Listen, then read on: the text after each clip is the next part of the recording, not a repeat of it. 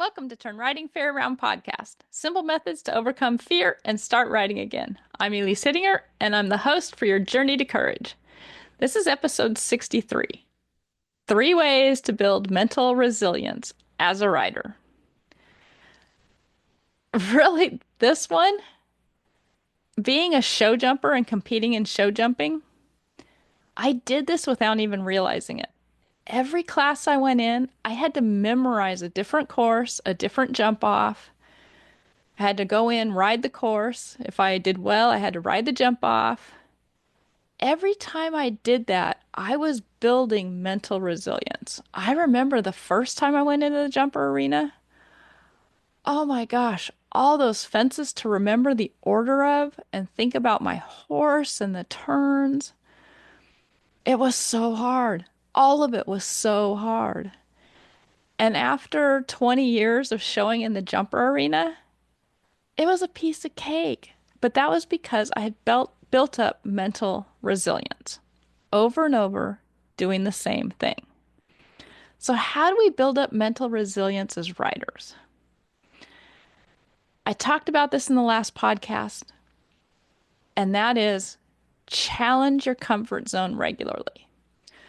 So, I talk about it in the last podcast as far as getting back into writing, but then once we're comfortable writing again, we sometimes forget to challenge our comfort zone and we get complacent. So once you're back writing and feeling good, think of things that maybe going over a jump log, a little log on the trail. Maybe you haven't jumped in a while. Maybe you've never jumped. Keep doing things that are a little bit out of your comfort zone every once in a while. You don't have to do it every ride, but make sure that you're continuing to build that comfort zone, practicing taking a step out of it, and that will help build your mental resilience. The next thing is to practice the calm before you ride and then while you're riding. So if you go for a nice big trot on the trail and it gets your adrenaline up a little bit, practice coming back down into calm. Practice trotting again, practice coming back down into calm. If you love to run up a hill, run up the hill and then at the top, stop and enjoy the view. Practice coming back down into calm. The more you can go up and then come back down, that's how you build resilience. Resilience is not built by sitting on the couch. It's not built by doing the same thing over and over that you're comfortable with.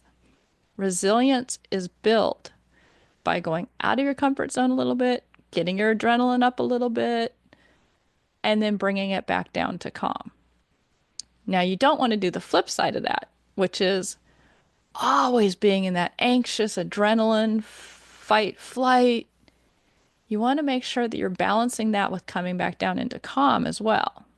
There's usually two types of people or some variation in the middle, but there's the people who are always on edge and don't really practice coming back down to calm.